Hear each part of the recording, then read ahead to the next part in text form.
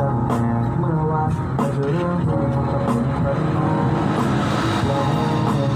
คือใส่มาโดนตลอดทำไมต้องเพื่อนกันวะสังเกตคนอื่นบ้างไหมว่าเขามีแฟนกันหมดแล้วไม่ปวดความเข้าใจระหว่างเป็นแฟนกันมั้ยได้ตัดสินใจแล้วบอกคำตอบมาซะและเราก็แต่งงานกันผมขอโทษเองว่าฉันไม่เป็นแค่เพื่อนเธอว่าจะบอกเธอมาตั้งนาน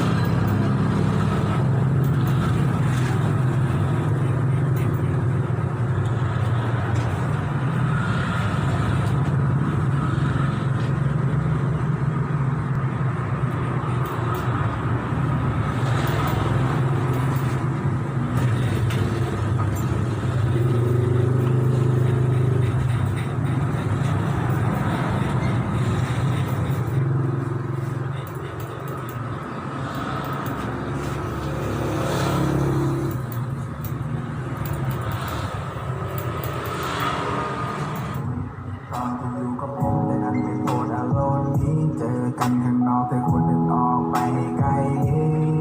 มันอดไม่ไหวอย่าไม่แค่คุณเราสิ่งที่เธอได้ทำทุกอย่างเขาเอาไว้ให้ดีดีใจเธอคิด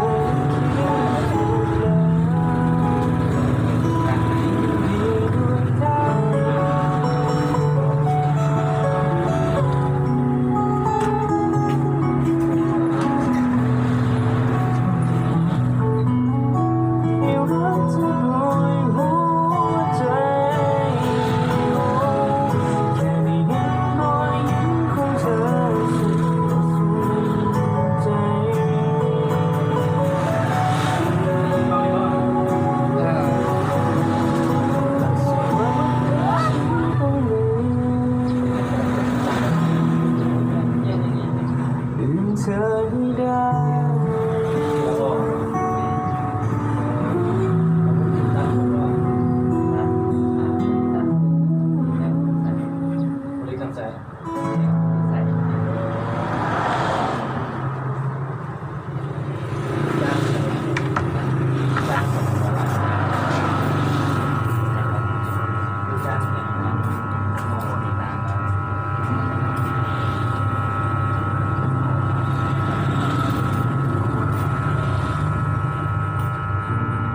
ผมมันแย่เสมอมองผมไม่มีไรคล้ายน้ำตาที่กันเอาไว้ก็ไหลเดือดจากเบ้าซ้ายสิ้นสุดในคำสมบทวันที่ตอนจบต้องแยกย้ายเก็บทุกเครื่องรางเอาไว้เป็นความทรงจำความรักที่ผมให้ไปที่สุด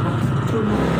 คำสมบทที่ผมจดในน้ำตาว่าเรื่องราวทั้งหมดมันเป็นกฎของเวลาจะทำอีกกี่สิบปีก็มีจะอยู่ในทุกๆวันแต่กูก็รักจะเป็นแค่ตายก็หายไปแล้วกลายเป็นเรื่องตลก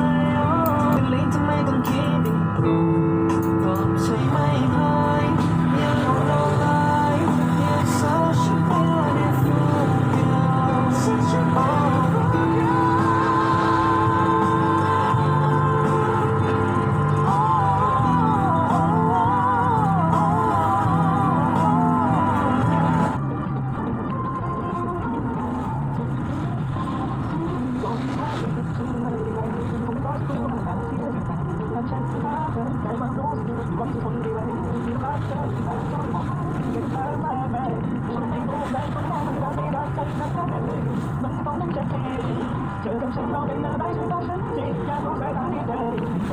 มาตามไปเลยเป็นฉันที่เราอ่อนให้ที่ต้องทำไปทำอะไรฉันดีเอาไว้จะเห็นใจฉันช่วยบอกฉันดีถ้าจะต้องฉันไม่ดีบอกเลยฉันต้องไม่จะเป็นเธอ